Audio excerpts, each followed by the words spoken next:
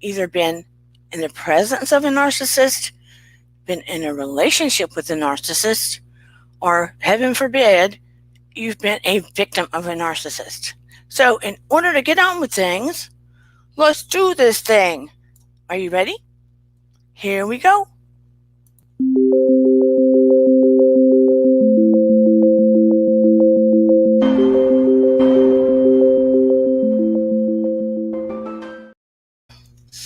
I want to say welcome to Jenny M. Ordered Steps. I don't know if anybody else is in the room presently.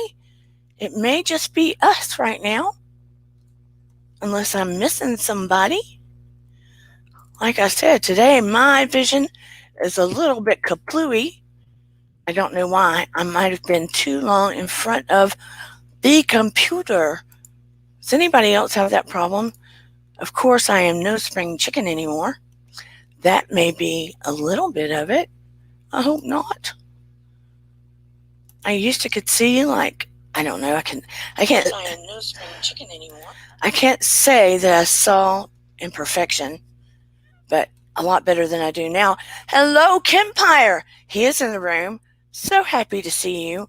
Always enjoy your deep voice and your narrative. And I see Susan. She's in the room.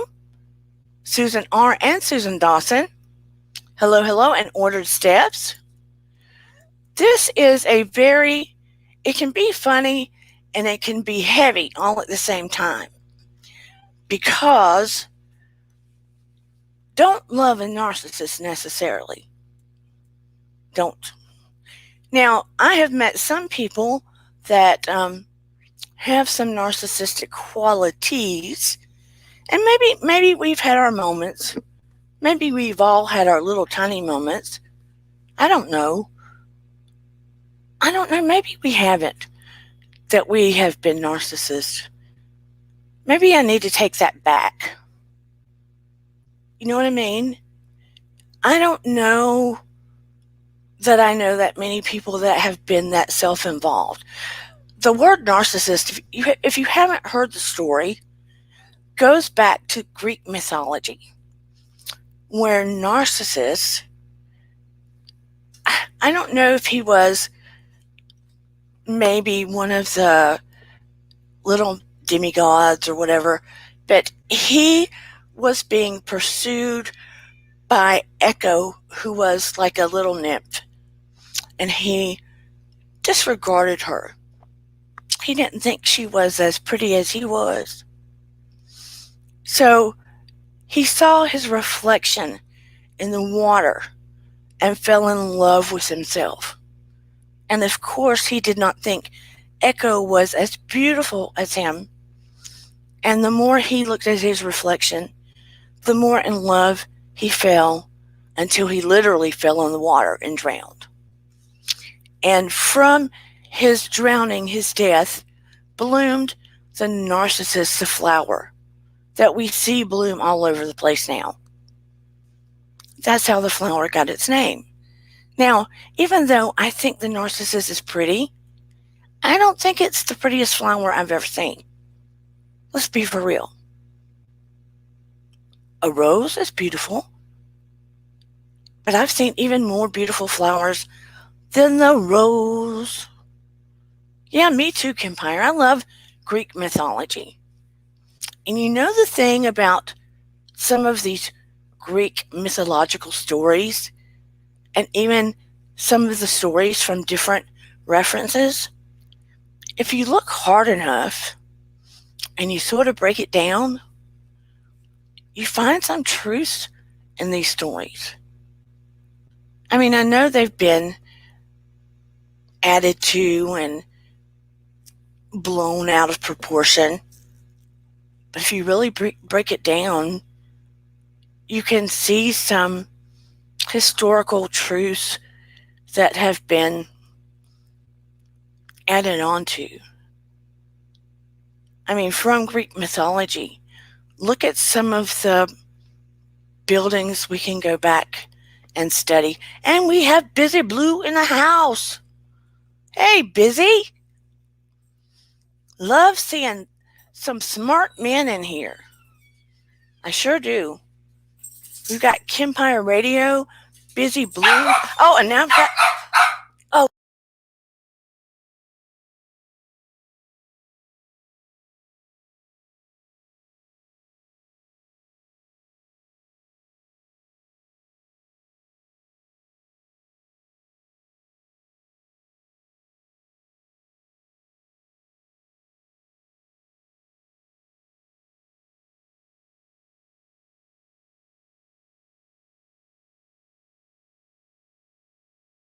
So sorry. My husband let my dog come to see me, and the minute he lets him see me and my husband comes back, the dog starts barking. Please, I apologize. I have crazy animals around here that think they run the joint, and they have some narcissistic personality disorders because they think they run us. They think they're more beautiful, more special. They need all the attention. And I think we did it to them. I am so sorry. That would break your ears. I put it on mute. Anyway, be that as it may, and have we got Shan in the oh my goodness. Woo! I need to get the fan out right now because I'm getting the vapors. Let me tell you, I got all these beautiful, special people in here. Whew. I just don't know what to do with myself. I can't even tell you. Anyway, we're talking about narcissism. Now, we can go in a million different directions with this. That is what is so, so cool. Because you got narcissism in the family, narcissism in love relationships. We got it going on in social media. We got it going on in the housewives. We got it going on, and it's growing in social media. TikTok, I've seen articles that have said, it's not in my opinion, it's been in articles I've seen, that TikTok could be growing the problem of narcissistic behavior disorder. That it is feeding it, basically. It's something that they call, I just want to make sure, giving narcissistic disorder supply. It's called giving it supply. So while I'm saying that, I'm going to throw down the link. But before I do that, let me throw out a few of the signs, okay? And I have got my trusty, all therapists have to have them. I've got my handbook, my desk reference, my DSM-5. When you are giving people diagnosis, you have to have your DSM-5 on hand to make sure that you are giving the right diagnosis.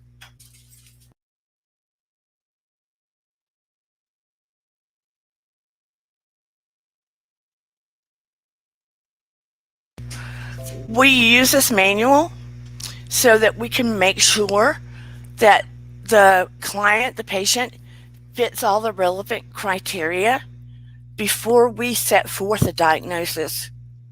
So we can be very crystal clear. Of course, I'm not in office currently, doing the regular practicing because I'm teaching and doing other. Anyway, let me rewind. Here are some of the symptoms. They are wrapped up in their own opinion. They don't actively listen to yours. They may sort of semi-hear you. Hello, Priya.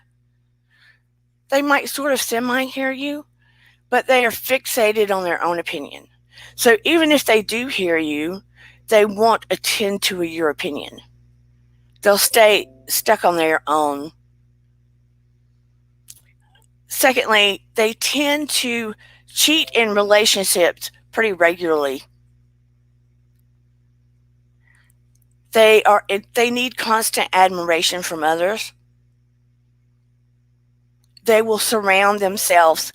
What is all this bleeping?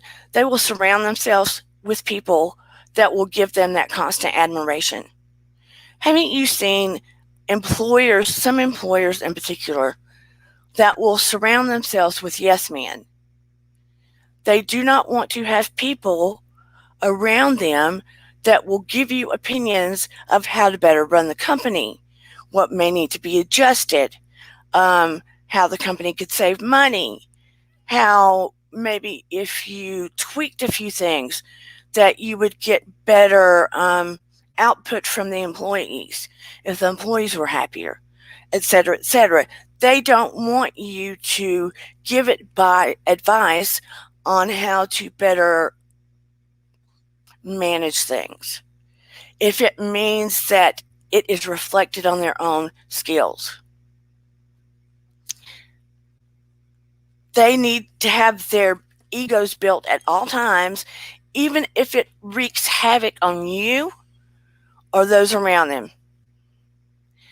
They do not take criticism well, period.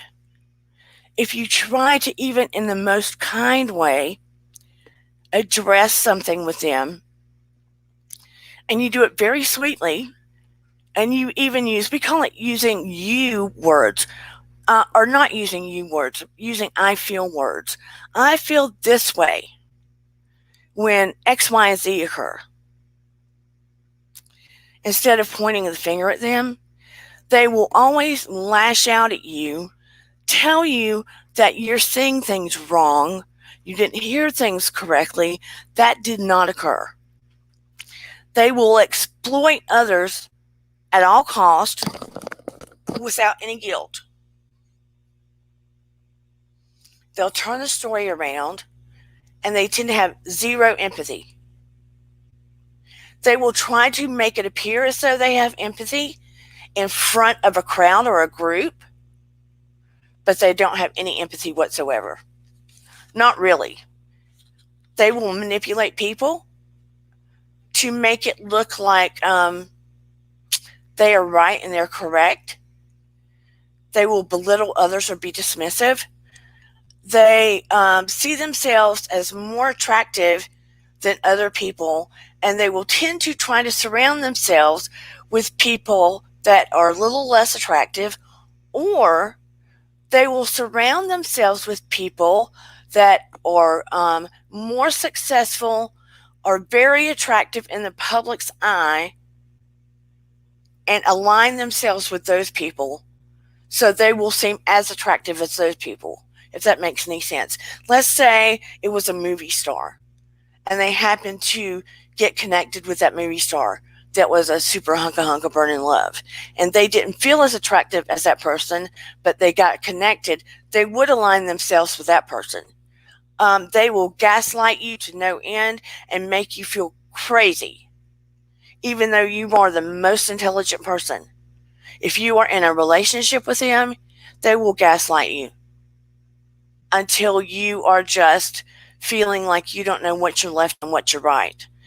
And they will put some people on a pedestal, though, going back to if that person's very smart, very successful, very high up in the food chain, for lack of better, so they can align themselves with that person.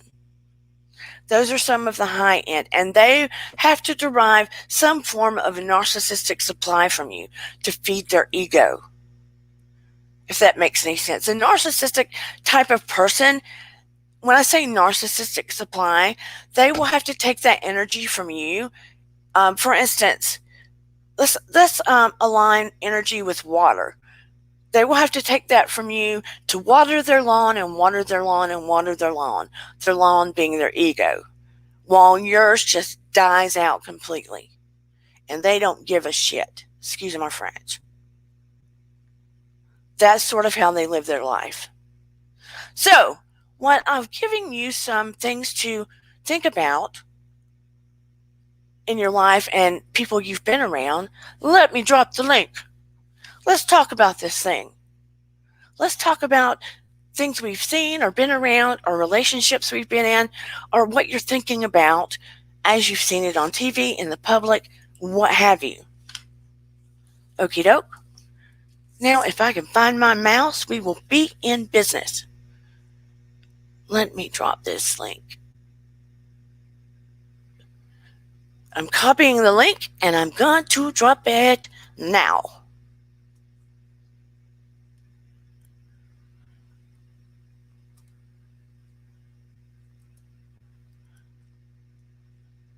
Here we go. I am still a work in progress. Here we go. Can you see the link? Who would like to join me? Hey, Adam Harris. Did I say hello to Priya? I hope our other guests did not drop out. They may or may not have. When I think of some narcissistic personality disorders, I think of like some cases. When I think about the Shanann Watts case, for instance, there's a lot of parts and pieces in that case. But her husband, before he decimated his whole family, he completely got in the zone of a narcissistic personality because he was only focused on his own needs. He lacked empathy. He wasn't thinking about anything but what he wanted and needed. He was just laser focused on everything that he needed and on his own supply, no matter what it meant. That occurs with a lot of narcissistic sociopaths. I mean, you can blend the two together. Not all narcissists are sociopaths. Let me make that clear. They can be very, very charming. They can reel you in. You know, we have the tendency to be attracted to some narcissists because of their confidence. They seem self-assured, self-confident, like they know what they're doing, where they're going. They attract a lot of people to them. They seem like they know what they want in their life. And 1 to 2% of the population tend to have narcissistic personality disorder. And Shan is correct. Where is my little mouse? Sorry, guys. I want to focus on Shan's comment. Shan is correct. They are energy vampires. They draw every ounce of energy out of you. You feel completely drained. I mean, it may be a high your own initially when you're with them and not realize it, that you're giving them supply, but they aren't energy vampires. But they do tend to attract a lot of people around them at first, which is, it's a bad thing, but it's hard to recognize initially. It's like, you know, and I'm not, let me make this clear to start with. I'm not banging, that's a wrong word. Oops! I'm not banging football players for sure. I'm not knocking down head football players, for instance, or the quarterback, or the head cheerleaders, or, you know, like when we're in high school, the real confident ones, right? When they're cocky and they're gorgeous and have it going on. No, but it's similar to that as far as being attracted to the ones that are gorgeous and everybody wants to be around them and they have all this confidence and they've got the ego, etc., etc., etc. Now, let me make it really clear. We do not ever, or people do not ever diagnose children with narcissistic personality disorder because kids go through stages of development. They might have a lot of ego and confidence 1 minute and another stage occurs and then they don't. That's part of growing up. You get what I'm saying? They might be the nerd 1 year and go through a bloom the next year and feel all happy and full of themselves. We don't put it there. But as adults get older, then it becomes more clear. But going back to the 1 to 2% of the population can be fully diagnosed with it. It does tend to happen more with men. And I'm not saying that to be sexist. That's just the way the numbers fall. Now, if there were more people going to a psychiatrist or therapist, the numbers might fall differently. That's just how it currently stands. Let's see what Susan says. In relationships, they will target the insecure, build you up, reel you in, then tear you down, tear you apart. Yes, often they will, but I had to make notes so I wouldn't forget things, so forgive me. There are also a couple of kinds of initial, I did it again. Oops, I did it again. Initial types of people with narcissism before they get to be diagnosed with NPD fully. There is the grandiose person with narcissism and the vulnerable type. The one that's grandiose usually has extroversion, dominance, and he's attention seeking. Now, there can be positive forms of this. Now, wait, listen out before you go, what are you talking about? If they are trying to seek to do something grand in this world, like look for a solution to solve cancer, to cure cancer, that can be a good thing if they are very extroverted and dominant and goal focused. If they have these personality attributes, okay? Now, at some point, it may flip to where it gets to be a detriment to them. There's other way a person can be sort of a narcissist without getting diagnosed quite yet, is they are a vulnerable narcissist. They're more quiet and reserved, but they have a strong sense of entitlement, which they feel like they always have to come in first. And when they do not, they feel easily threatened. They feel easily threatened if they are not always getting your attention, if you are not always there at their beck and call when they need something, and if you are not always there when they need to talk and you're not their bestie, for instance. If they're contacting you and you're not there to talk, you're not there to problem solve, you're not there, you get what I'm saying? Have you ever had somebody that was always needing you to do something or wanted your help or needed to talk at really obscure hours or texting you all the time, or it just kind of got a lot and you needed to put up boundaries and you felt really uncomfortable because you didn't know how, and you started feeling like, whoa, this could go wrong? That's a vulnerable type of narcissism that could go into the narcissistic personality disorder down the line. But here's what you have to look at. By the time it gets to NPD, all of these things can go into the dark zone very easily.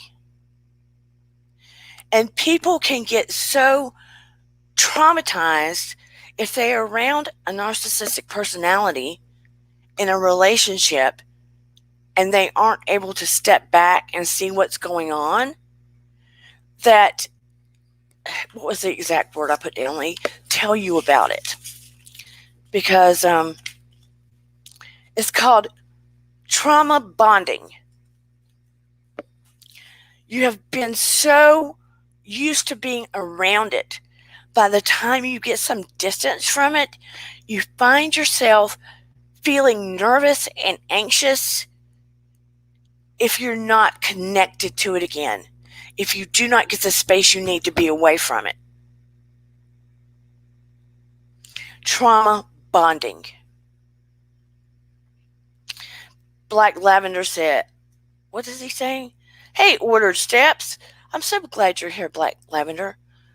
Shan says, but how can you help a child who has a parent who is a narcissist? First of all, of course, we all know therapy is good because the child has to understand what is going on with the parent, that the parent is dealing with these issues and that these issues are a form of illness that the parent has. I don't know if the parent has been fully diagnosed, but the parent is causing that child harm. And we don't want the child to have trauma bonding, where they feel like they have to go back, take more, bring that parent supply. I mean, unfortunately, the child has to cognitively become aware and grow up in a lot of ways. You don't want them to grow up too fast, but they have to become aware a lot faster than you would have liked them to, and more healthy distance has to be made. Boundaries, strong boundaries have to be made, and just in my opinion only, you are the mom, or whoever this child's parent is the mom or the dad or whomever, may have to make adjustments in court. Or if the child is over a certain age and they can choose, then the child may have to choose. I mean, ultimately, it's for the well-being of the child. It's unfortunate, but no one wants a child to go through that kind of trauma. Susan says, in relationships, they will target, we've already read that one, sorry. They will target the insecure. What else are people saying? I'm going to drop the link again and see if anyone wants to come up and talk about any experience they have seen, or a question they may have, or anything they may have seen on television even. But as a mom, what can I do now that he is away from the narcissist to help him heal?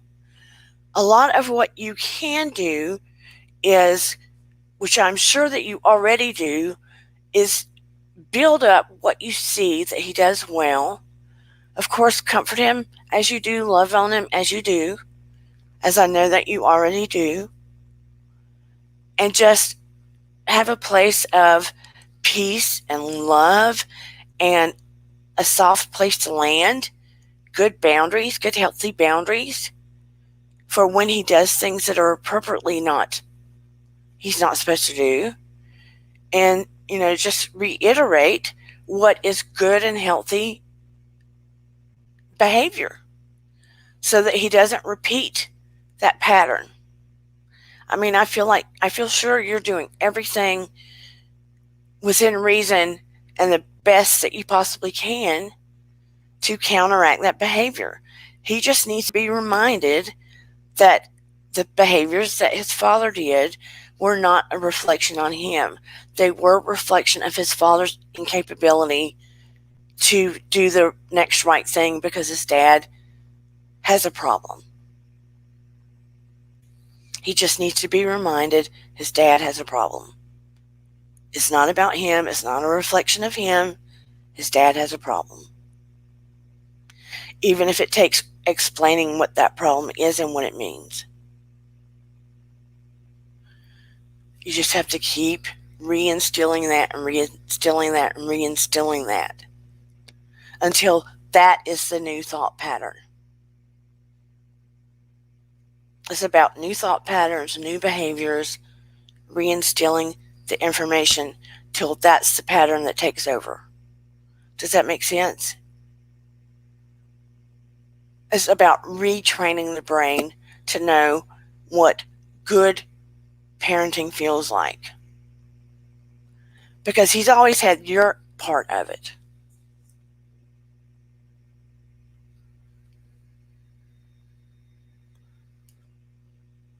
can we talk about politicians? That's a little tricky because when we start talking about politics and religion on here, I just think that it goes south too fast. So I'm thinking maybe that's not a good idea. As the adult, I know how long it has taken me to heal. So whatever I can do to help my child, I want to. Well, I mean, he's at a good age now, and he hasn't quite started the whole train of, I mean, he's starting, but he's not started the whole train of the whole, you know what I'm saying. He's about to go through all those changes, but he's not quite there. So he's at a good place for it to be effective. It will take time. My daughter didn't understand her father until she was studying the behavior in college. Then it was like a light bulb went off. I sure wish somebody come up here and talk with me. I know, but usually they are perfect examples of what narcissism is. And yes, they are. But we have plenty of housewives. We have plenty of people acting out, hurting their spouses in crimes. Yes, we do. Look, we all know that 99.999% of the politicians have some narcissism going on without question. We know that. But I don't want to get into a political warfare, religious warfare on here. I don't. So I'm just going to keep that off the screen. Because I want love and peace and positivity, and I want education on here. Education and healing and people having conversations. And I just don't think we need to go there. It's not a dirty word. Say it, puberty. Okay, I wasn't sure what you wanted me to say to give away your... Yes, he hasn't quite gone through the whole he hasn't quite gone fully through puberty. So it's a good place right now to start giving him information, loving him, and gearing him up now.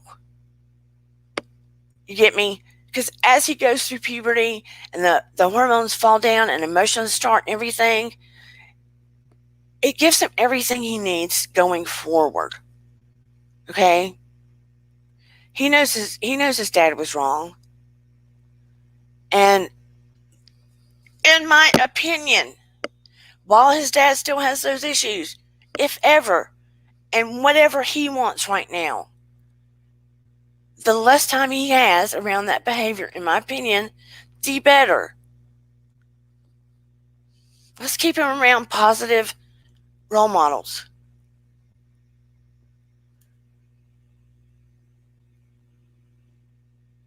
Hey, Art Patrick, so happy to see you here. And vintage?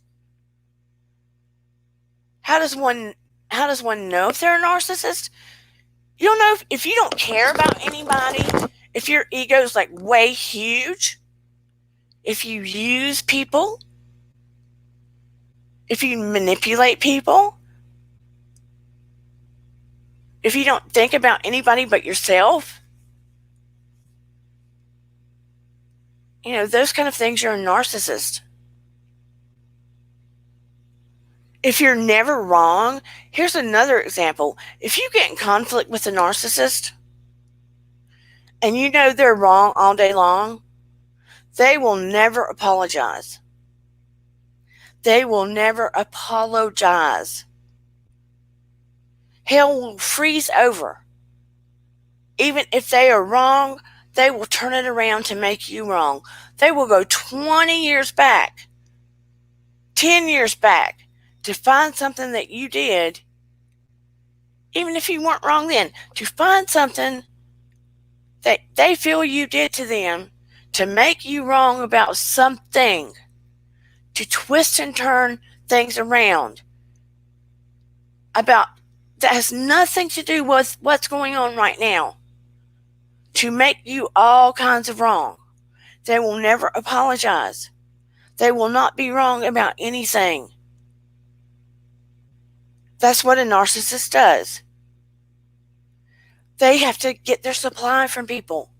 And if they can't get enough supply from you, they'll move on to the next person. They have to victimize people. And I know that sounds harsh, but they do. A lot of bosses will, or a lot of people will start companies that are narcissists because they have to be in positions of power.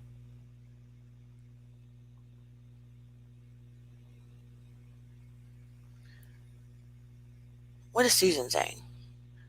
That describes my mother perfectly. Deflection and denial. They are experts at deflection and denial. And they always have to feel like, this is another one. If they walk into a room, typically they will feel like all eyes are on them, or that they are the best looking in the room. I kid you not.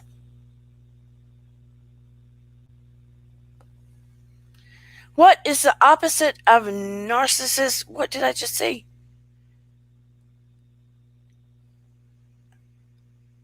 What is the opposite of...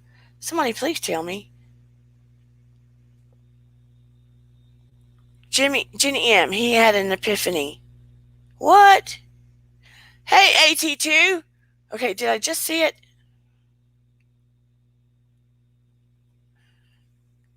Where did I see it? What is the opposite of narcissism? I would just call that having no confidence. I mean, people don't generally look to get diagnosed when they don't have confidence. When they don't, those people are people that don't have confidence, usually don't like to socialize much, or they isolate, or they might have anxiety disorder, or they might have social anxiety disorder if they don't have confidence, or they're not narcissistic. Or if they're not narcissistic, they would have, yes, like she says, they would have a lot of empathy, and they would be the type of people that would be those that go out and do a lot for others. Or like Mother Teresa, for instance. She would be the epitome of 180 degrees from narcissism, because she sacrificed and went out and did for the poor and the homeless and children. You might think of a nun, for instance. I would say a priest, but some priests might have lack of narcissism, but then again, we can't say that about all priests, because you hear what goes on in the papers. Some of them are so guilty about bad things. Just saying. You look hard enough, you'll find dark in every corner, but then you look hard enough again, and you'll find light in every corner. So we want to push up the light, too. We can't dismiss the light. But we must be aware and eyes wide open when we look around. I'm guilty. I'm guilty of walking in, and especially when I was younger, of wanting to assume the best about everyone and not trusting my gut. But you really need to trust your gut, your first initial gut instinct. Not judge people harshly and just turn them away, but walk in with eyes wide open and trust your gut instinct always. Always. Trust your gut instinct over your head and your heart initially, because your gut instinct will never lead you astray, I'm telling you. So, do you think a combination of the two is healthy? Of what two? Can you clarify?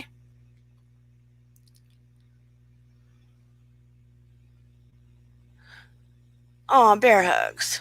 JC Bear's always so sweet. Low self-esteem. Low self-esteem is hard. We always kind of want to have higher self-esteem. It's good to have high self-esteem if you can hold on to empathy. You don't want to have such high self-esteem that you look down upon people. High self-esteem is not meant to create a monster out of you.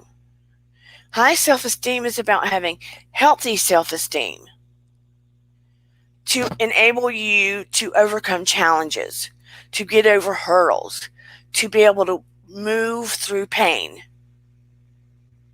to move through challenges, to move through what life throws at you, to conquer things, to help other people. High self-esteem isn't meant for you to tear the other guy down.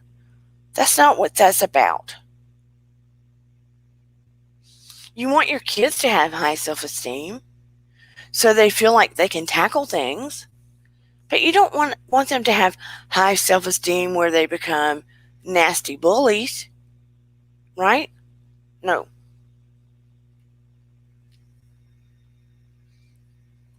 Paranormal Witch Pixie says, if you combine both, it's a balance, yin and yang, black and white. But if you split one or the other, it's damage control. You don't want narcissism whatsoever. Period. Narcissism is not a positive trait. That just means you're very self-involved. You want to have good self-care. You want to have good boundaries. Yeah? You want to be able to fill your cup half up. You want to be able to fill your cup so you can help others. You don't want to be so depleted and give and become a martyr to where you're giving to everybody and they say, oh, she's such a good soul. She gives to everybody. She never does for herself, and get those kind of kudos. That's sort of like, you don't want that. You want to be able to fill your cup up so you can give to others. Like when you're on a plane and they say, do your oxygen first so you can save your child. Right? But narcissism is just a form of self-worship where those around you really don't matter. And if you go to a narcissist and you try to come at them with truth that deflects away from their own self-truth, when their self-truth is skewed, because a lot of times they'll look in the mirror and lie to themselves. Think of Cinderella's mean stepmother. Mirror, mirror on the wall, who's the fairest of them all? She wanted to hear just what she wanted to hear. You get me? She didn't want to hear anything else. She didn't want to hear any new truth. She wanted the mirror to tell her what she wanted to hear. So when you tell a narcissist anything else except for what they want to hear, they're going to come at you. They're going to come at you with words, with venom. They can even get aggressive. And when you're married to a narcissist, that's when it can go down. They'll start to tell you, no wonder you don't have any friends. This is after they isolate you. Nobody else is going to want you. If I can't have you, nobody else will. You don't know what you're talking about. You're being overly sensitive. You're being paranoid. It turns into gaslighting. It gets very dangerous. And that's what a lot of men do that end up doing away with their wives. The narcissism turns into evil. And it can turn very quickly. And that's why you see the 1% to 2% of narcissism turn into news headlines. Jenny M says, can a narcissist change? They can change if. Here is the big, huge if. They can change if they become self-aware enough, or they lose enough, or it becomes painful enough that they want to get therapy to change. Long haul therapy. Because it cannot take place in a short period of time. It cannot. And the odds of this occurring are minimal. Shan says, not in my experience, Jenny M. Even with 7 years of therapy, it was the same. And Shan's right. Shan is so right. It is a long haul thing. It tends to be narcissists love that feeling of being powerful, of getting their supply from people. And you do see it in politics. Heck, you see it in housewives. I can think of a few. Ramona Singer. I think she's a narcissist. Erica. She's in the throes of it. Think she's a narcissist. Anybody else think of a housewife they think's a narcissist? Those are two that are, in my opinion, that are narcissists. Can I think of another one? Bronwyn. I think she's a narcissist. Yes, she has other problems. Yep. Kelly. I think she's a narcissist. Kelly Dawn. I agree. Rena. Oh, heck yeah. Huge narcissist. I cannot stand Rena. Oh, don't get me started on Rena. I love people. I know a lot of people can change. I can't stand Rena.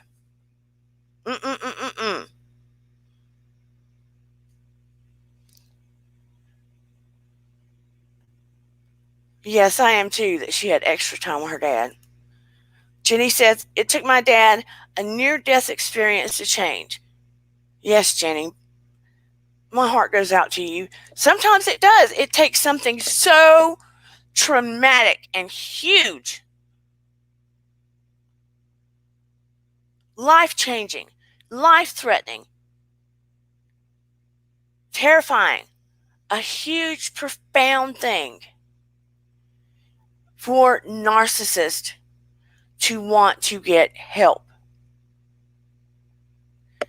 I mean, really huge. And if something that huge happens and they don't get help, if they're about to lose someone they love, lose a relationship with someone they love, they are such narcissists that it is dark. Dark, dark, dark. And you do not want a relationship with them. I mean, a lot of people are asking questions. I would love for somebody to come up and let's discuss the meat out of it. I know that you have been around them and seen them. I mean, it can be really terrifying. I was married to one. My first husband was a narcissist. He got to be terrifying to me. He became abusive. I am not dumb. and I was in the throes of it.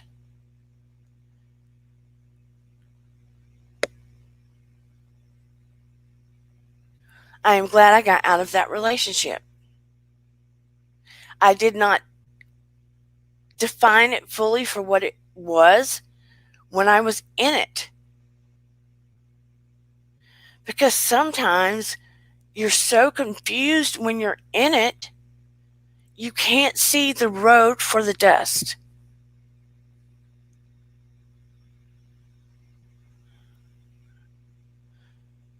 I was married to, he was a big narcissist. I mean, you guys can tell me, it's hard. Nene is a narcissist. I agree. I completely agree. They don't see themselves. If you were to say you're a narcissist, either A, they'd be confused. Giselle, yep. Either A, they'd be confused by the meaning. I don't find Rena hilarious anymore because I see too much of the darkness behind the behavior she does. I mean, she would, somewhere along the line, she loves her kids. But I guarantee you, when her girls get a little older, there will be a book they write about their mom. I would make a wager there will be a book they write about their mother. Because she is so self-involved that she sort of throws, except she hasn't thrown Harry to the wolves yet. I don't get that. Unless there's some documentation he's written up, I do not get that. So, it can be a scary, scary thing. When someone has no empathy and they can look you straight in the eye, lack of empathy, think about that. If they do not care 1 ounce about how you feel, that is a strong thing. When you see something hurting, a child, your spouse, an animal, we have that emotion for a reason. It's to draw us to help what we see, to reach out, to love. Oh, good. We're bringing Vintage on. Hey, Vintage. Oh, hello. I'm wearing JC Beer's favorite hat. Don't you believe when we have empathy, it's to cause us to feel, to reach out, to try to help something that is hurting, to bring love, to bring comfort. But when you don't have empathy and you can stand there boldly, not associating any way for pain someone or something is feeling, that is scary as crap. Yes. I can agree with that. And I also feel that there's something different between sympathy and empathy. But being an empathetic person, you have to bring yourself. Like if someone's experiencing pain, you have to understand pain in yourself to bring yourself to that level. And that's how the conversation begins. Right. I mean, sympathy, you can feel bad that someone has gone through something and not necessarily connect with their pain. But a narcissist doesn't even feel sympathy. You know, to be honest, I was listening to the beginning of this and of your live, and I was like, oh my gosh, I think I'm a narcissist, because I am that person who will annoy my friends and text them at 2 a.m. and be like, hey, what are you doing? I am that person. Or if I'm drawing something, I will text my friends and be like, look, I drew an elephant. So there was that moment of, oh my gosh, am I a bad person? No, but you have to have a laundry list of the things. You get me? It's not one thing. Mm-hmm. I mean, if you wouldn't try to um, care about yourself over everybody else, I would hope. No, of course not. I mean, if you would, that's a little bit scary. No, I'm definitely someone who thinks of someone else over myself. So I'm not in the danger zone. Yeah, but we have been around someone that's like that, whether it's in a work environment, a relationship, a family member, or seen it Or somewhere. even a television personality like Yeah, Lisa Rinna. you know, yeah. I mean, she is definitely it. Yeah, she's when I say she's hilarious, it's almost humor's my default mechanism, you know? It's my defense mechanism. And the I don't want to say certain words like pimping her child out or anything, but you know, she's definitely thirsty. Oh, beyond. I mean, just her dancing on Instagram all the time. Now, if a mom does it or whatever, you've seen moms and different people do it, right? She gets almost naked on Instagram for one thing. The other thing is, regardless of people giving her hate messages or "you go girl" or whatever, she gets supply from that. Meaning, she Yeah. gets that attention that she is hungry for. She throws her friend of 20 years under the bus because she gets supply from that. See, um, my mom, after a tequila, if she hears a good song and she wants to dance, it's so cute. What Rena's doing is just borderline creepy. Yeah, but Yeah. as long as she can stay on television and gets the attention, it's no longer about the money for her to me. The money's good, but it's more than about the money. It's the supply and the attention. Um, but isn't that interesting? There's something different between wealth and fame.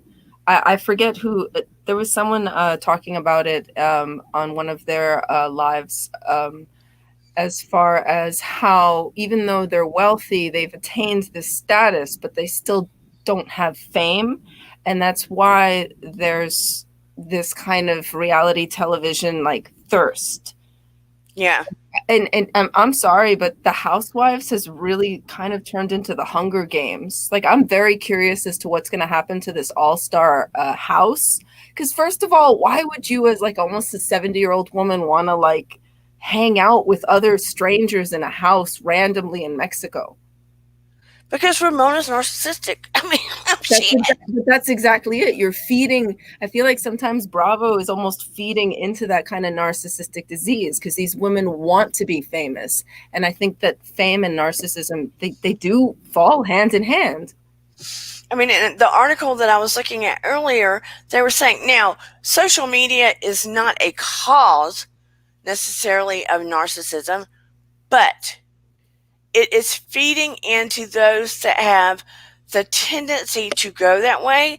And they are also finding that there is some evidence that there can be a little trigger for it in your DNA. Not in everybody's, but for those that are going to have that tendency. Oh, it's I asked this question because I know your last live you were talking about certain things that do get passed on, and I wonder if whether or not narcissism is one of them. I mean, it's not always, but they are finding some evidence that certain people may be more apt than others. It's not going to be in every generation, but let's say you had a great grandparent that was like that. Your mom or your dad may be like that. It can skip around. Yeah. So I mean, it's just like, ooh, baby. Well, my biological father has a bunch of children, and my mother always said, like, oh my God, all he did was care about himself. So sometimes when I feel that trait in me and I'm like, ooh, I feel like I'm just all about myself today, But I have to check myself and be like, oh, okay, well, reel yourself in or. But when we get mad at somebody that we're fighting, and especially if we're in a relationship with somebody, we can so quickly say all they're doing is thinking about themselves, especially if we're upset with them. So Yeah. we have to be careful because we easily say things when we're upset that aren't necessarily true, or maybe they're true in that moment because we're mad at each other. You know what I'm talking Yeah, about? exactly. You always know what to say when you want to hurt someone, especially if you love them. Yeah, you want to push their buttons. Yeah. I have done that. No. I'm not an angel. With that accent, you could probably get away with it. You could probably say something sassy and then like walk off and they'd be like, "Oh my gosh, did she just curse me out? I'm not even sure." I mean, I have to say though, uh, in all of our marriage, he has never said one mean thing to me. He's never called me one bad name. He's never cursed at me ever, ever. We have gotten frustrated at each other. But you did ask for a European man. Yeah. No, Pedigree. we've gotten frustrated at each other and gone to different rooms. I have raised my voice at him. I've been the bad one, Really? but it's not that often. I kind of have to. I don't know. I guess I have to kind of be pushed to my limits a little bit. But I feel like there's still the realm of communication. I think with a narcissist, you kind of have to obey. Yes. So One. there is no open line of communication. Nope. Um, You cannot reason or rationalize with a narcissist. That is another symptom. You cannot. uh, Period. I remember I had a friend, and her boyfriend wanted her to move to like a different state because he started cutting her off from her friends. And then he just wanted to move her, like, oh, I got a job in Texas. Let's just go. And she instantly was like, red flag. That just makes me really uncomfortable because already he's making me segregate myself from friendships. And I agreed because he was definitely someone who was like, oh my gosh, it's about me, honey. I'm paying for you to stay at home and cook for me and do everything for me. And yeah, sometimes it's I feel like with a narcissistic personality, you sacrifice, like I can understand in a relationship where you would make sacrifices because you love the person, but when you're being conditioned, it's becoming, that's like, you have to recognize that kind of barometer. Yeah. I mean, you can be in a narcissistic personality. Rewind, Dana. Environmental and genetic. You can be in a relationship with someone that has NPD. I'm just going to say that so I don't get tongue tied so much. And they will tend to try to isolate you. And they have a tendency to be the ones that cheat most often. Naturally, they need their ego glorified. Is it more environmental? It can be more environmental within families. More nature or nurture. It can be more nurture than genetic, although they are finding it can have components in your genetics. If you are like an only child, for instance, and you are getting swamped with attention all the time and you can do no wrong. Now, I know you're not raising your child that way, Shan, but in families where it is an only child, and we have seen them where the kid's sort of bratty and the parents just let them get by with anything. They don't set boundaries. They don't set down rules.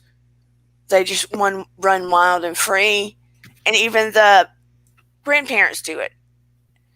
Those kids can be set up to have NPD because the world does revolve around them. So by the time they grow up and go out, they also expect the world to revolve around them. Yes. I can agree with that. So unless that pattern is broken, they will have the tendency to be in relationships and treat people that way where they want them to bow down to them. So you are correct in that manner. I feel like environmental, that's like learned behavior. Like you're going to emulate what you see, Yeah. whereas genetics, like my father, for example, left when I was 2 years old, but I still feel that kind of narcissistic kind of flamboyancy, if we will. Mm-hmm. Uh, and I wonder whether or not sometimes it's a genetic thing or it's me trying to even relate to something that is in my bloodline. So there is that kind of emulation. There can be an emulation, but flamboyancy is not a bad thing. I mean, look at all the people that want to be in theater, that want to sing, that have that component where they want to express themselves artistically. That doesn't mean you're narcissistic. So there is a difference. But Yeah.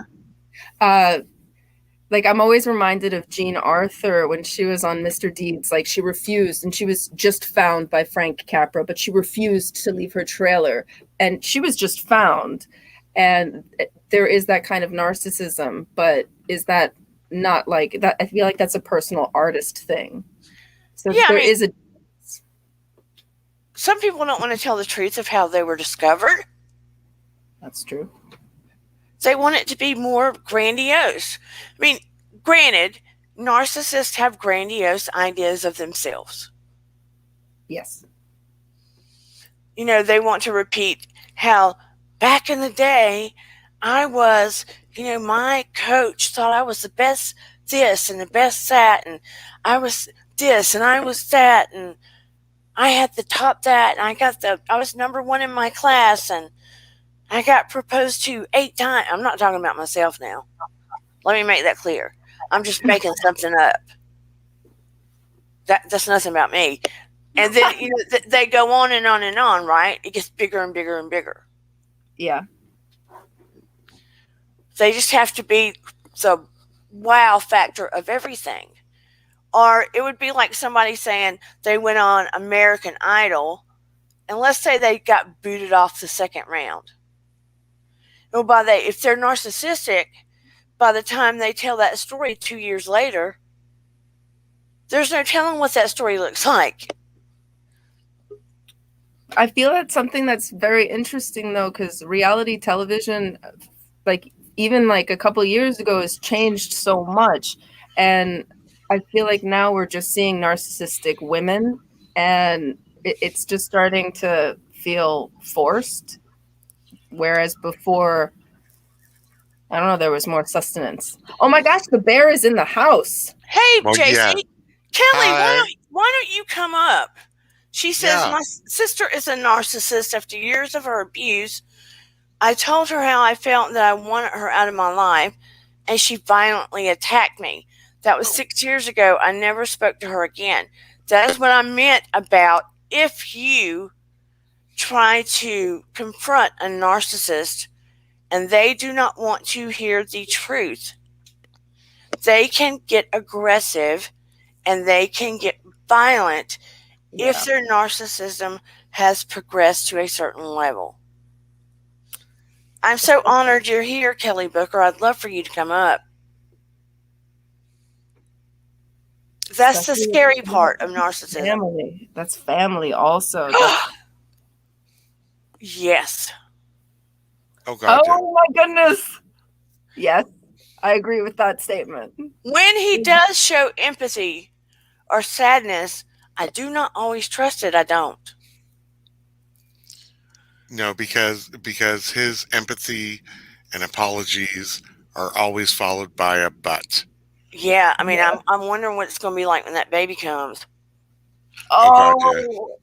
Oh gosh. That's I mean, why. You're rooting for a girl or a boy. I feel like if he has a girl, he's gonna lose his, Oh, then all the guilt will come back. Oh yeah. I think it's a boy.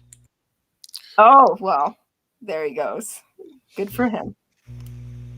But yeah, I couldn't resist. I mean, Vintage came up here without even a nudge. I had to join her. And I wore your favorite hat. I know, so I had to come up. Aw, I'm just a Kelly. I hate to tell this. My middle name is Kelly, by the way. I would love for you to come on another night, Kelly, if you will. Thank you so much for being here. Yeah, it's always just me and the bear.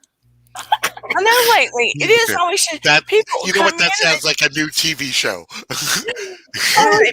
Pop off. I know. I love you guys. I do. I really do. But I would love more people to come on. Well, next time, Vintage and I will not come on unless we have a new fourth. No, that's not what I'm saying. No, I know. Please know that's not what I'm saying. No, I know. I just don't get why people are so chicken. And my daughter, I was going to do a different topic tonight. She said, "No, Mama, do narcissism, please. You know, that's a topic I want to hear." Where is she?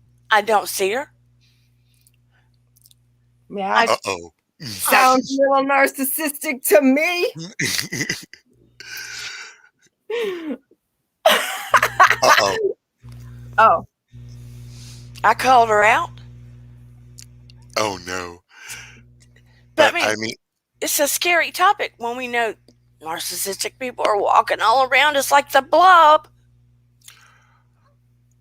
Yeah, it's an interesting topic though, because I do feel like, especially now with social media, there is that you can portray how you want to be seen before someone can actually see you, and even that I think is kind of a form of narcissism. Well, I found in my experience a lot of narcissists will try and project their personality as being empathetic. But you can always, I've found it, for me, always found to tell that when they're trying to be empathetic, whatever you're going through, somehow they'll work it into they've gone through worse, and they can relate because they've gone through worse than you. Yes. And they'll always turn the conversation back to them. It doesn't matter. It could be it could be a death in the family or anything, but they've gone through worse or something like that. And even though it's about you, they will try and convince you to feel more sorry about their situation than your own. Yes. And that's occurred to me several times, and I'm like, okay, got your number. And then all of a sudden you up the ante and you tell a fib of something worse.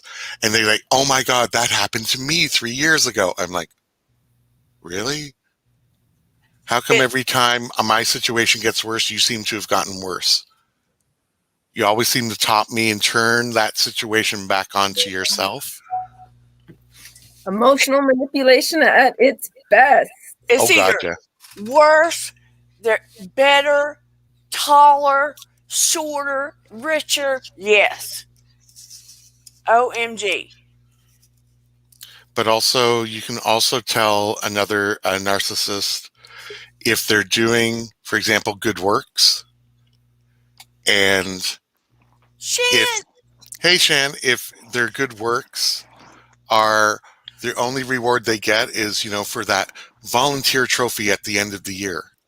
They're not doing it to do the good work, but they want the accolades and they want the reinforcement, just like you were saying earlier of, oh, you always think of others, you always do this, you always do that.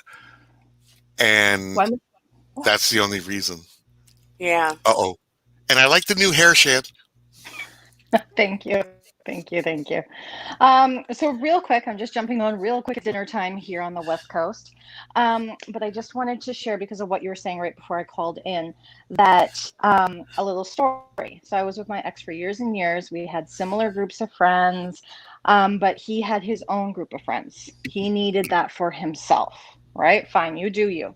And after we broke up, they said, you know what? All those years we thought that you were the bitch. We thought that you were this, you were like all these negative adjectives, because that's how he had described me to them to make himself the better guy.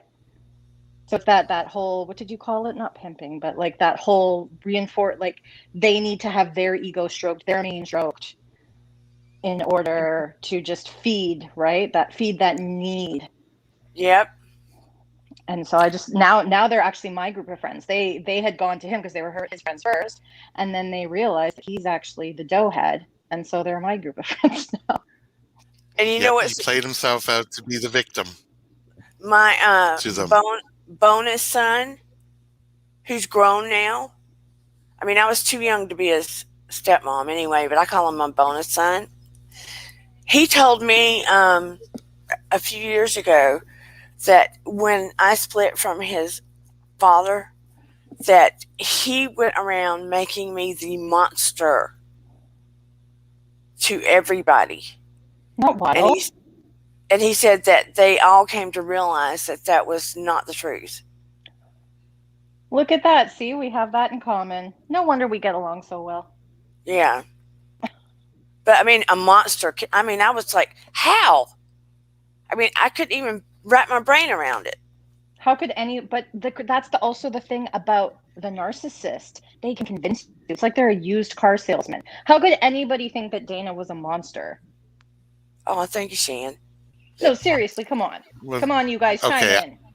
I may get flack from some of the guys on your channel, but there are some men's egos that when you basically stand up for yourself and you say, no, enough, I'm not taking your crap anymore, their egos become totally dislodged that this is the only way that they can make themselves feel better. And the lashing out. Wow. Like Dana was saying, the lashing out. I was never really physically abused, but the words are just as bad. When I left him, he told everybody I was an escort. What? Who's paying for this? Oh, please, Shannon, you don't even realize that you're beautiful, which drives me crazy. Vintage. Yeah, you know what? I can pimp you out if you want. That's Vintage not a problem. says she would. I can say just arrived from Vancouver in Toronto for 3 nights only. That sounds like a back page ad right there.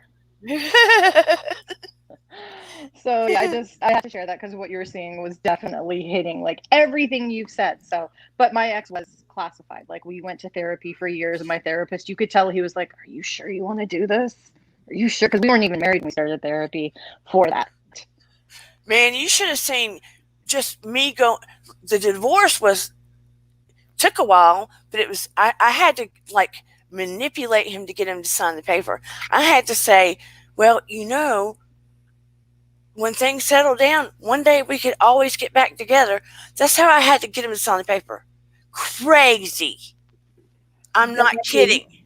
That is so you, though. Oh my gosh, that's perfect. And that's what you have to do because it's all about stroking the ego. Because I couldn't get him to sign the paper. But let me tell you, going through when he didn't even want to have Noah, okay? Eventually he just signed his rights away. But going through court with him, he was insane because he wanted power, right? His attorney quit on him in the middle of court because he was just like obliterating the judge in court. He was the judge. And his attorney quit. So they had to make him get another attorney. It was like nothing you have ever seen on film. Oh, I'm so sorry, Dana. 3 attorneys. This went on for a few years. And he probably enjoyed making you drag it out. And yeah. Right? He got off on it. Yeah. And he finally... It's also weird because it's that kind of weird emotional connection. Like, oh, you want to leave? I'm going to make it as miserable as possible. How dare you? How could you leave me? It was when he realized that I was never coming back. It wasn't about the child. Yeah. Oh. Yeah. My papers aren't signed yet, so I get it. 7 years later. What? And it's all about narcissism. It is reality television. Wait, what? It's zero about the relationship. It's the power, the ego, all of it. It's crazy. It's crazy.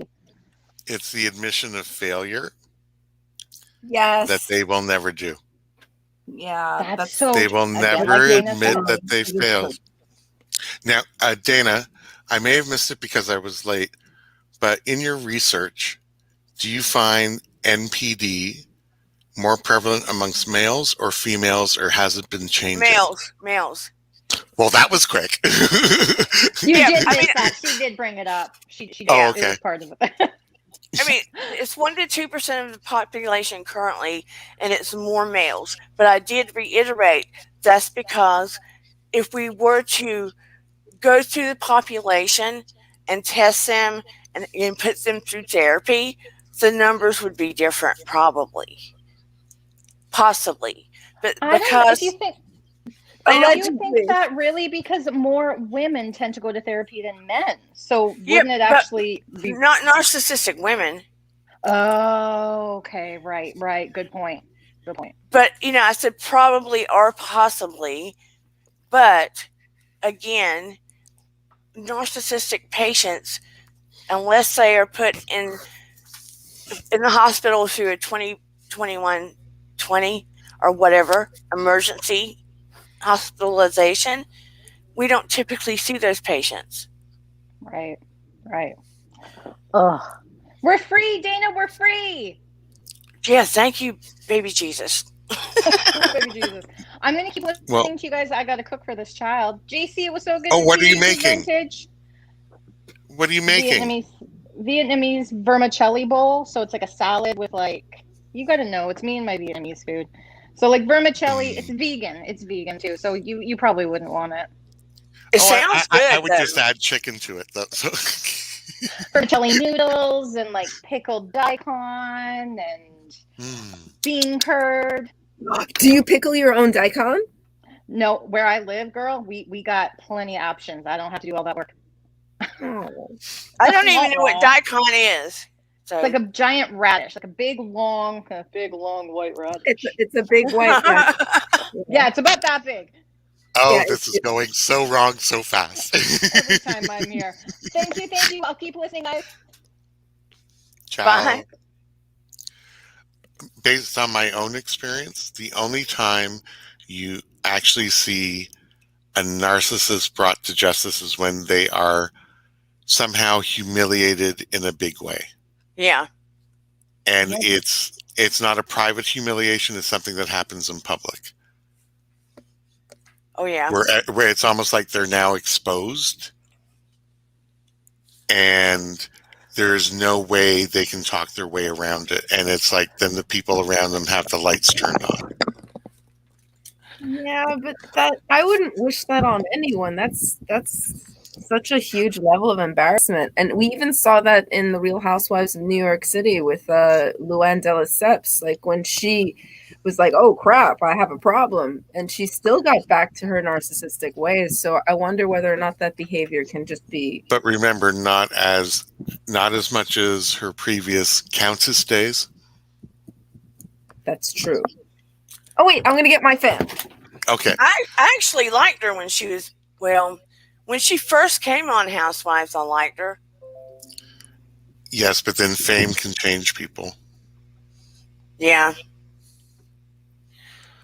Lord have mercy. It's just you always have to watch. And when I think of some of the pastors that come on television. Oh, true. That's yeah. Doesn't charisma play a huge part into it as well? Charisma is different. Having charisma is different than being a narcissist. Okay, put it this way. Adam on Up and Adam, very charismatic. Yes. Has a presence. Yes. Has the it factor. Yes. Not narcissistic. No, because he wears his heart on his sleeve. He's so empathetic and relatable. Yeah. Some pastors seem to be empathetic and charismatic, but they end up in the end. Some, not all. I'm talking about here and there. When you ultimately find out they're narcissists draining people for money. Here and there. That they've pulled a slick willy on people. And it's so interesting that so many have. But then you have the few that their heart's in it and they genuinely want to help people. True. Unfortunately, those ones don't get publicized and are in the forefront. No.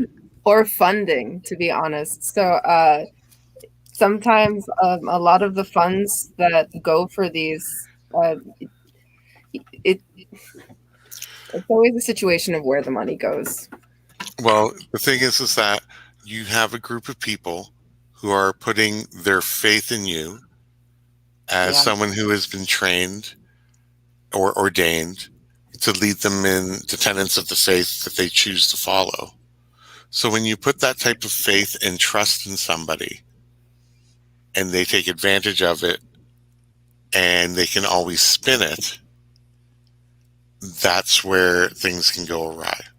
And if they're a narcissist, they know exactly what to say, how to say it, and always turn it back to they're the victim or the parish is the victim and we need you to contribute to help.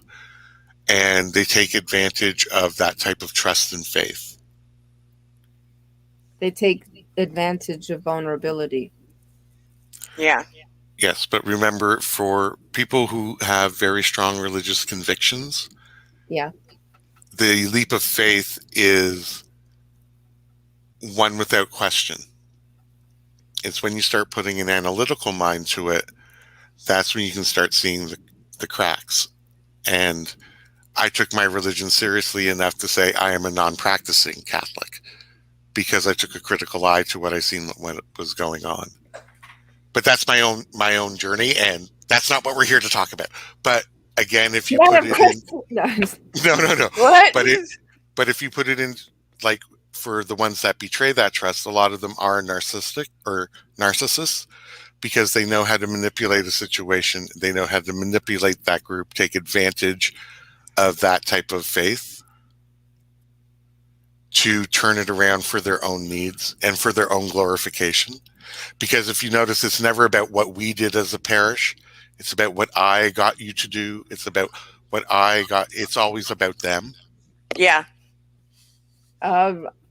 I remember a Simpsons episode where Marge actually goes to a therapist and Homer's really nervous because he's like, oh my God, therapy, you're going to break up the family. I finished my first session and she's like, and Homer's like freaking out, like, you see, I just finished my first session. It's all about you, isn't it, Marge? Yeah, they want to take credit for anything you do right, too. Or if you do, well, it was my idea. Yeah. Oh, I encouraged you. I inspired you to do that. Didn't we have a conversation? I'm pretty sure I was the one that pushed you along. Yeah.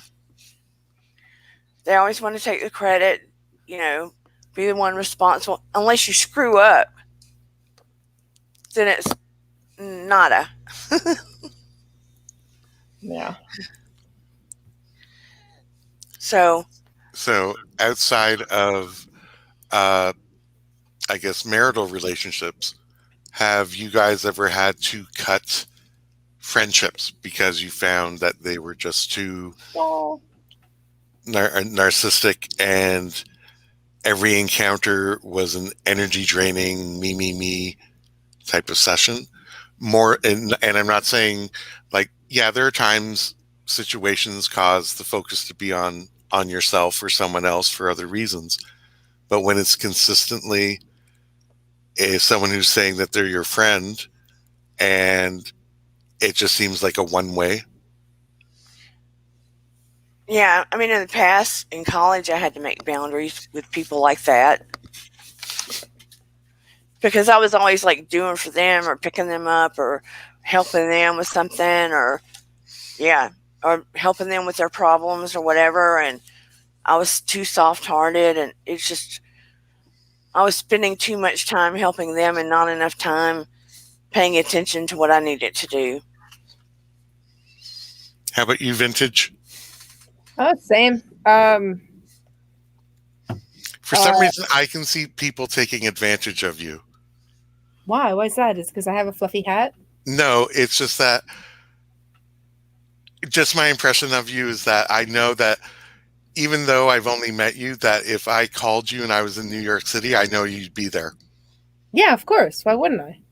Yeah, but that's the type of person you are. And for some reason, I think that you've probably had some people that have taken advantage of that empathy that you have for people. Yeah, I'm the artist in residence at a nonprofit community garden in the Bronx. Aw. Like, I don't get paid for any of it, but I've got keys to a garden, and all I do is pick up trash, and I shoot videos for kids, and I encourage the Summer Youth Employment Program to draw certain vegetables and how to cook in the wild and forage. Yeah. That is beautiful. It's ridiculous, but yeah, it's beautiful.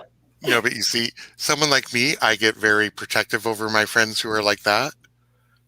Oh, I've been taken advantage of all the time. It happens all the time. But it's I thought I was a narcissist because everything I do, I think, is beautiful and should be recognized.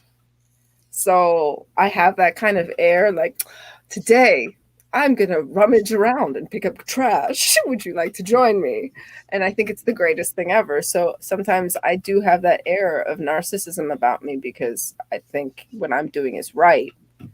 And I think that's very different from what a narcissist is after this conversation, because I'm not selfish at all. I mean, I have selfish moments. Like if I'm sleeping and you wake me up, I will punch you in the face.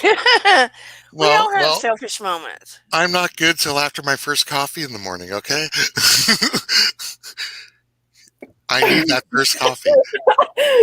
Oh my gosh, I love that vintage. Your Kirk so fit in Vancouver. Yeah. So, I mean, everyone has selfish moments.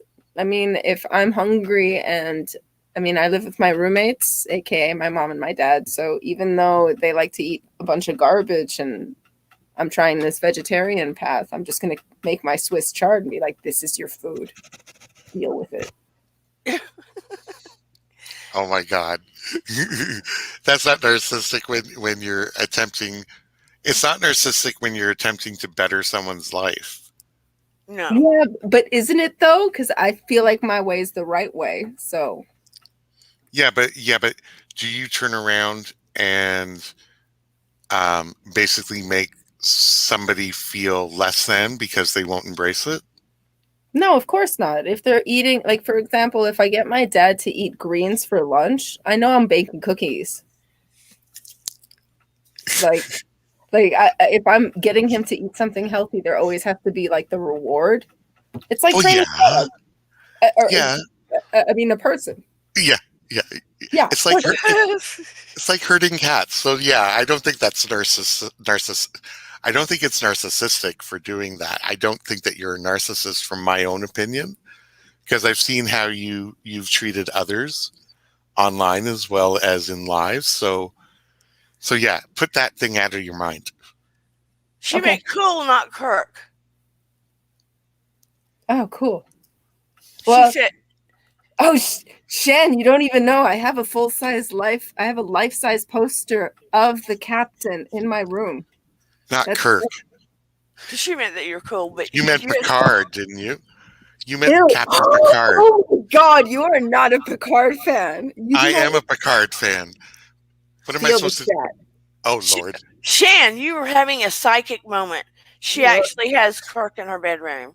Oh. This is a life-size poster. Feel the, he turned 90. You know he turned 90 and made an AI of himself, okay? Oh my God. I cannot believe you're a Picard fan. Really? I can't believe you're a Kirk fan. Oh my Lord. That is the original series. Are you kidding me? I know. Are we going to trick it out? Over cappuccino. Yes, we will. when I get to New York City over cappuccino, we will argue. But you know what? Kurt could actually be a little narcissistic. A Yes. little. Let me tell you how great I am as a captain. Bones. Yeah. Oh, he's Canadian. Yeah, William Shatner. Yeah, he's Canadian. So, do we think that Wendy is narcissistic? What do you think, Shan? Williams or Wendy Osef? Williams. I think. Go ahead, baby. Go ahead. I was going to say, go ahead. I'm kind of torn between someone who has had the rough side of life and narcissism. I'm in between both because it's not like she had everything at once. Shan says no. I'm not saying she is. I was just questioning. I think she rides the fence. Like, she's a personality, and I think sure she rides the fence of. I don't think she's a narcissist, but I do think, due to some past trauma, there's like that kind of requisite that she needs attention. I don't think it's narcissism exactly, but I don't know. There's something about the way she likes to create drama, and she knows exactly how to feed it and manipulate it. I don't. She rides the fence. You know, they're calling Megan of Harry and Meghan a narcissist. Not everybody, just those that are opposed to her. I kind of wonder about that. Yeah, I'm leaning. I don't have a definitive. I'm leaning towards a yes. I'm leaning towards yes.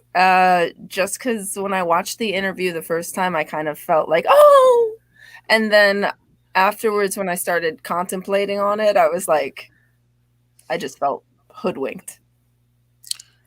My thing is that when everything is on your own terms, is a red flag for me. Exactly. And she did all of those red flags. She took him away from his home and his family and his friends. But also he went willingly. It's not all on Megan. Harry's a bit of a man-child in my opinion, and he went willingly. But you know, the reconciliation part of it, you can't really truly heal or have a reconciliation if there is a threat that whatever you're talking about is going to be international news the next day.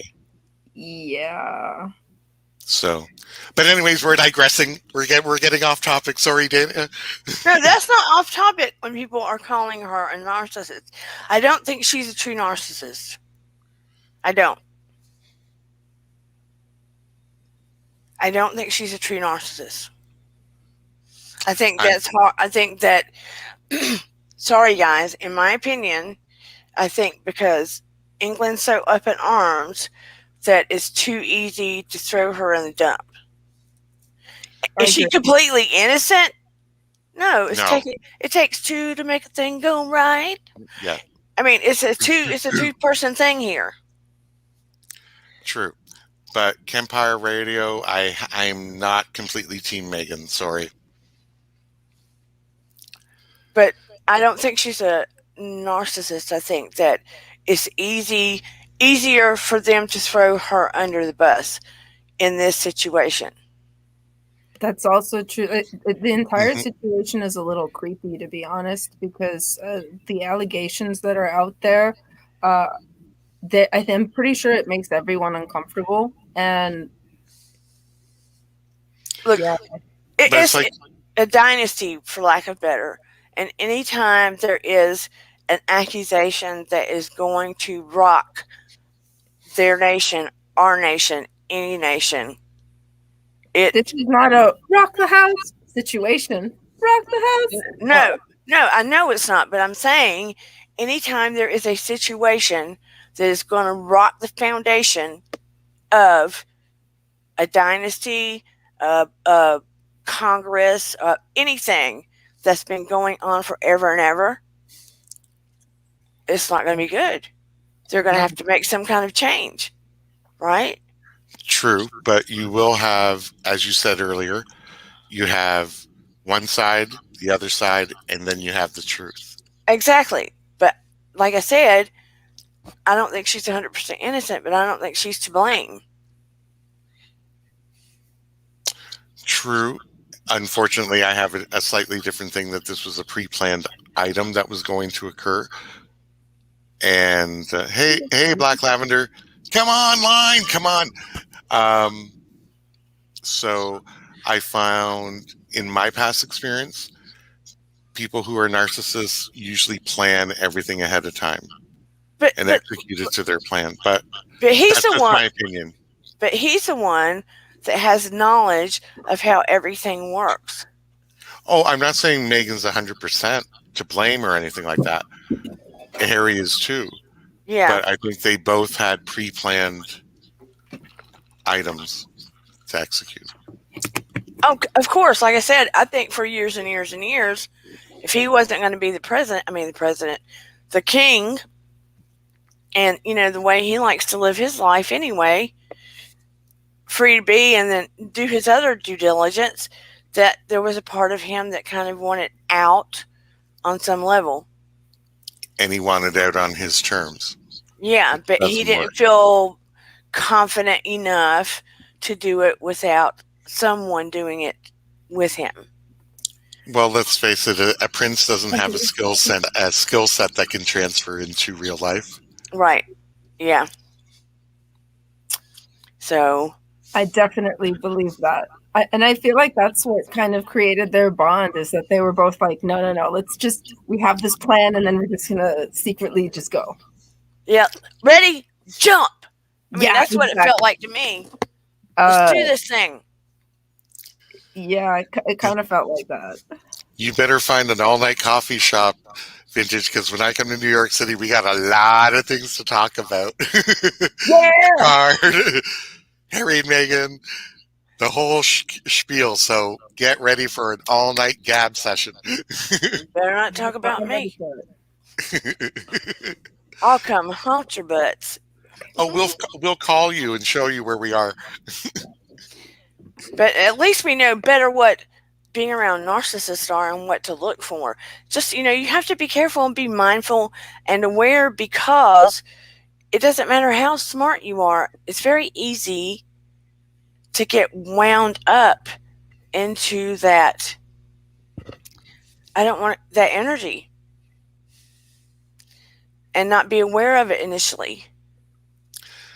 Especially if it's more than just a friendship and it's a relationship. Because they can be so charming and disarming. Oh, yeah. Charming and disarming. I mean, look at the people we've been involved in within our lives that, looking back, we were like, what the heck was I thinking? Mm-hmm. What attracts you initially in certain relationships can be the death of you or the things that irritate the crap out of you later. And with narcissism, sometimes it can be the death of you.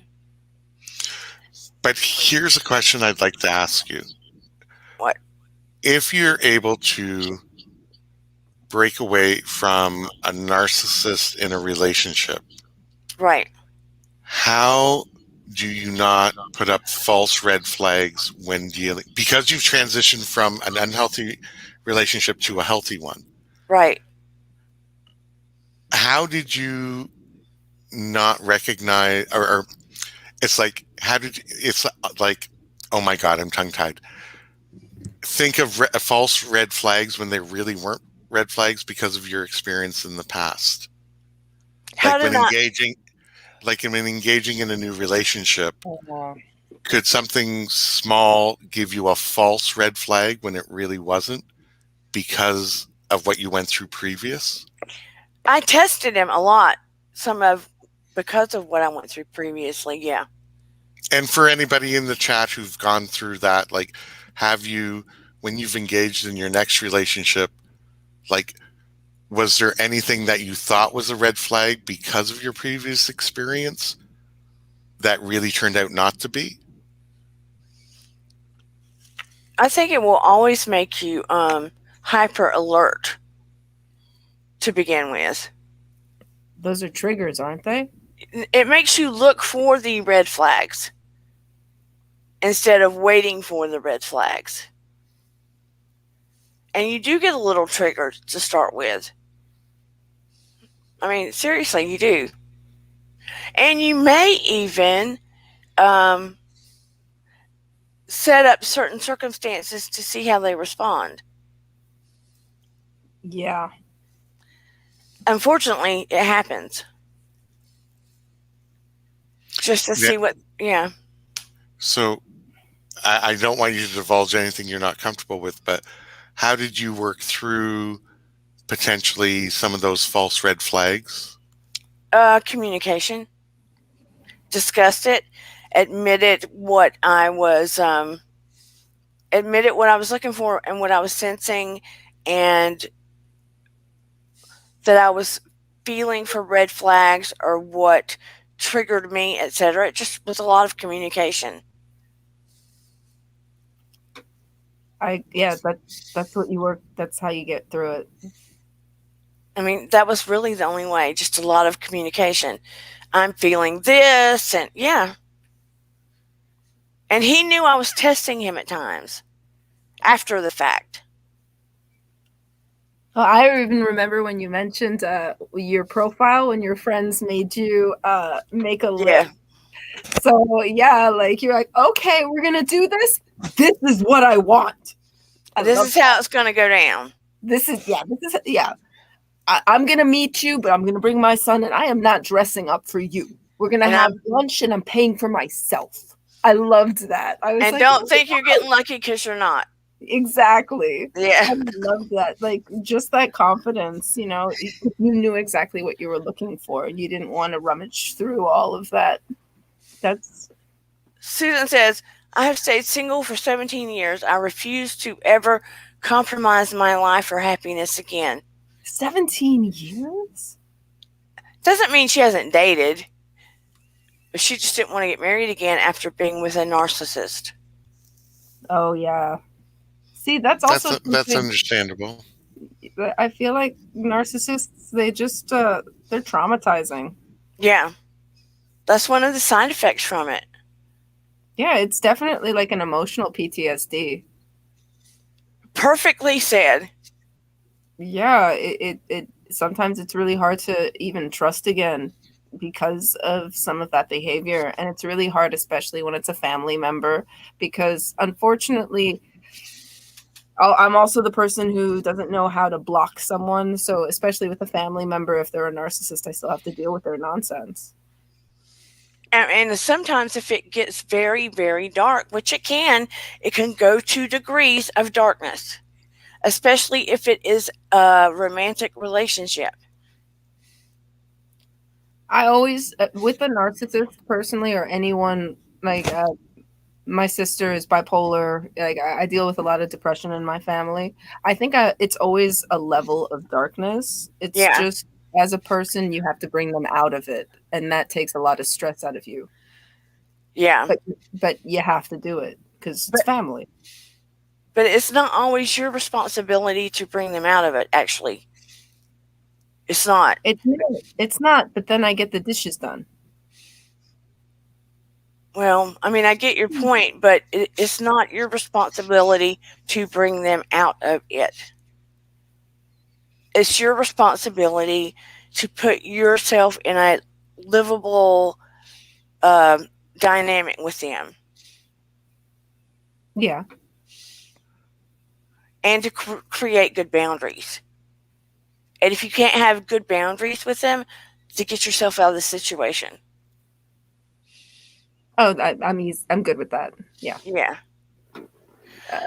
But anyway, it is getting late for me, and I guess I better start wrapping it up. What do you mean already? I'm sorry, I was a half hour late. But I love you guys so much, and we might have to have a part 2 of this. Who knows? I would love for people to send in questions they have, to send in maybe examples of relationships they've had, If you have friends that have questions or would love advice, I would be more than happy to give advice. If you have suggestions of episodes you would like to see, DM me at DearDana3 and we'll do this thing. Come visit me. Come on live. Don't be afraid. You can come on live without showing your face. People like JC Bear, Vintage Optimism, Shan, other people that have come on, none of us are going to bite you. Yeah, I may look like a Yeti because we're still in kind of a lockdown up here. But once I get everything shaved and cleaned up, I'll turn on my cam again. But yeah, I would love for 10 of us to show up at different times. Yeah, a bunch I of think people. that too. Yeah, let's have a full house in here and have big discussions. I recommended you to all of my friends and my family, and 2 of them were in the chat, and I kept provoking them to try to call in. Aw. But see, Vintage, she said I was the first one she has ever called into. First and only. Oh, and I guilted you. I helped guilt you. And see, you're not scared now. I always get a nudge from a bear. Yes. A friendly bear. Yes. But I am so grateful. And Shan, thank you for coming in. You can see Shan at Shan in Van, not a vehicle, Vancouver. And she does a lot of updates on reality TV and recaps. But you can see her at Shannon Van on YouTube. I don't know the different times, JC Bear, do you? I catch her at different times. I know Saturdays is her standard RuPaul review. And now it's been different times I've seen reviews come on. And currently a latest hair product review was cropped up. So that was interesting. Yeah, she's very sporadic. I love that. And you never know when she's going to get a gift in the mail. She got a gift in the mail. She got a gift in the mail. Never know. Open it. And we had Busy Blue pop in tonight, even though we didn't talk. And Kempire Radio, he's got a blog, not a blog. Kempire Radio has I've got a brain bleep. He has somebody help me. It's not a blog. It's on the, what do you call it? I'm technology challenged, so I'm just. JC Bear, it's like a blog, but you listen to it. Podcast. Oh, podcast. Yeah. Empire Radio has a podcast. Busy Blue, you can check out Busy Blue on YouTube as well. So funny. So funny. So, I mean, he cracks me up all the time. So anyway, check all these guys out and up and at 'em. Sorry, I had to plug my friends. And AT2, he came in. Oh, yeah, AT2 came in. Please check him out. Oh, and don't forget Down with Jason. And Down with Jason. I love Down with Jason. He's been checking out. I've got Dane Bramage tonight. Can you tell? He was doing comparison between Mirabelle wine and Vanderpump Rosé. Oh, yeah. Made me wish I had some. They're all sold out of Vanderpump up here.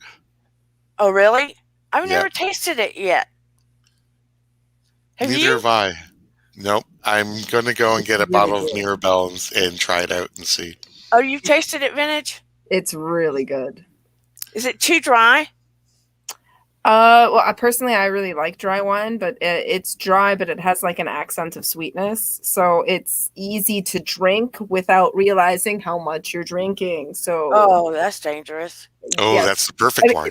Yeah, so it's good, but I'm saying it's good in that way. So definitely use a measuring cup so you're aware of. A measuring cup. Oh, Vintage. Yeah. We're going to have so much to talk about when I can get to New York City. Susan said that she knows your doppelganger. I have a doppelganger? Really? Like, where? Oh, no. Yeah, where? Where's this vintage optimism part 2? I actually have a friend who once said that I was her doppelganger, and doppelganger is not a very good connotation. It's a negative thing. No, I mean, it could be your twin. A twin is different, though. Doppelganger, usually in like a spiritual realm, it's almost like you're seeing your other half, but it's usually the negative half. Well, I don't think she meant it bad. Oh, God, no. She's Canadian. I know she didn't mean it in bad way. She says she lives in Wisconsin. Susan's a sweetheart. I've known her for a long time. We've been friends from afar for a long time. Years. From afar. Years and years now. But Dana, when are you coming on next? Online. Oh, I'm coming on Saturday night, live at 8:00 again. My daughter wants me to start doing videos and throwing them up that aren't live, so I'm thinking. Oh, I like that idea too. But I'm not gonna lie, I enjoy your lives. Thank you. So do I. Saturday. But I think if I do shorts, I don't want to be so serious about things. I like being funny sometimes, but I think I'm accidentally funny. I don't plan to be funny when I am. It just happens. I think that's one of the fun things about your lives. Like, you have a serious topic, but you're eccentric and adorable. It's a perfect combination. And you have puppets. Okay. Yeah, I have puppets. And you have puppets. Puppets. But you know what? Sometimes if you want to demo some of the techniques you were talking about, that would be a nice short. Which techniques? There was the one where we were circling our hands together. Oh, yeah, for energy. For energy, like doing a nice instructional thing on that. The deep breathing one. Yeah, and I want to do some for self-care because people are so guilty of not doing some self-care things. Because I don't know what you're talking about. Self-care. I'm a jack of all trades and a master of none. You can do Dana's life hacks. Yeah, maybe. Just short little 5-minute items. I didn't know I was that eccentric, but I guess I am. But no, I mean, like, just little things to just to keep you centered and focused throughout the day when you're going a little stir crazy. True. What did you say before that, Vintage? When I said eccentric? And adorable. Oh, thank you. I love that that's what you were like. Wait, what was that? I'm sorry, I heard something. Excuse me. Oh, yes. Thank you. Oh my God. I was like, I don't know if eccentric is that good a thing. I think about Grey House when you say eccentric. Oh, Grey Gardens? Grey Gardens, that's it, yeah. Oh. Mm. Oh, yeah. Yeah, we'll go with eclectic. Eclectic. Eclectic. Adorable. Yeah, eclectic. Emotional. Weird. We all have a little bit of weirdness, okay? Oh yeah, Susan said 15 plus years we think we've known each other from a distance. Wow. Yeah. We've talked on the phone and stuff. We've just never met in person. That's like a pen pal relationship. That's old school. Yeah. We've talked on the phone and everything. Cool. I love that. But anyway, I hate when my thing dings. I mean, my laptop dings and my thing dings. I don't have a thing. I'm all woman here. Anyway. Excuse me? Hello, there's a bear in the house. Anyway, I hope that I have made it more clear about how to detect narcissistic personality. Some of us have found that out firsthand, unfortunately. But hopefully you'll be more aware when you meet people in the future. I can't say all narcissists aren't bad. It is kind of bad, if I'm going to be honest. Yeah. But you can be helped if you're willing to get help. So get help if you think you're a narcissist. Or get into a relationship with another narcissist and then they can cancel each other out. Yeah, or drive each other off crazy. Anyway, but they'll leave innocent people alone. Yes. would you? Leave no collateral damage. And if you're watching this video, please see me Saturday night at 8 o'clock. It's in order. Please like and subscribe. Tell your friends about me. And it really does help me when you like and subscribe. I would love to have a community tab. And I'm aiming for 1,000 subscribers so we can have a community tab. We can communicate with each other, talk about topics, etc., and plan to do more things together. Yes. I agree. Thank you so much. And I guess, I don't know, since I am a dragonfly, I guess you guys decided to be butterflies. I'm not sure. I like that. Mariposas. But anyway, love you guys so much, and I will see you Saturday. Thank you so much. Bye, Dana. Bye, Bear. See ya. Keep safe. Bye, everybody. Take it easy. Bye-bye. Thank you for coming.